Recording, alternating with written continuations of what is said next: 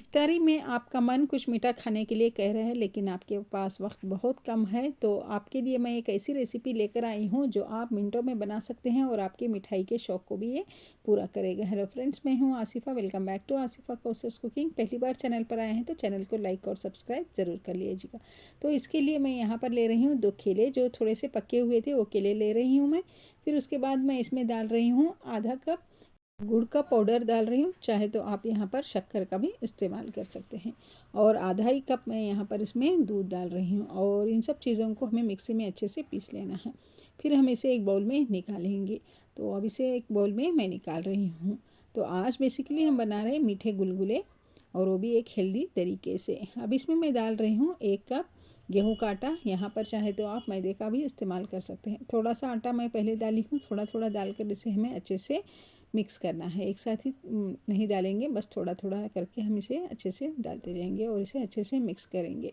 बहुत ही कम समय में ये बनता है और बहुत ही खाने में मज़ेदार होते हैं। तो आप देख सकते हैं यहाँ पर इसे अच्छे से मैंने मिला लिया है। अब इसमें मैं डाल रही हूँ थोड़े से कटे हुए सूखे नारियल के टुकड़े, और फिर इसमें डाल रही हूँ मैं 1 टीस्पून उतनी सौंफ की जगह आप इसमें इलायची पाउडर भी डाल सकते हैं। 1/4 टीस्पून मैंने इसमें बेकिंग सोडा डाल दिया है। थोड़ा सा नमक इसमें डालेंगे, इससे इसका टेस्ट एनहांस होता है। एक बार इसे हम अच्छे से मिक्स करेंगे और इसे हमें रखने की ज़रूरत नहीं है, ऐसे ही हम इसे इमीडिएट बना सकते हैं। दूसरी तरफ मैंने कढ़ाई में तेल गर्म होने के लिए रख दिया था मीडियम फ्लेम पर। अब हम इसे डालते जाएंगे और जितना बड़ा छोटा साइज़ होना है वो अपने हिसाब से हम डालेंगे और इसे कुछ देर के लिए हम ऐसे ही रखेंगे। जब ये एक तरफ से हो जाएंगे तो इस पर नीचे से ब्राउन कलर आ जाएगा, तब इसे हम पलटेंगे, तब इसे पलटने में आसानी भी होगी और ये बहुत ही फुले फुले बनते हैं। तो आप देख सकते हैं, इसको मैं दूसरी तरफ से पलट रही हूँ।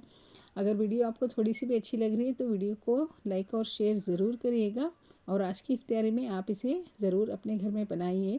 बहुत ही कम वक्त में बनते हैं और बहुत ही मज़ेदार होते हैं, और अंदर से बहुत ही ये सॉफ्ट होते हैं, ऊपर से बहुत ही क्रिस्प होते हैं। तो एक मैंने इसे बनाकर इसे निकाल लिया है, और इसी तरह से बचे हुए गुलगुलों को भी हम इसी तरह से फ्राई करेंगे।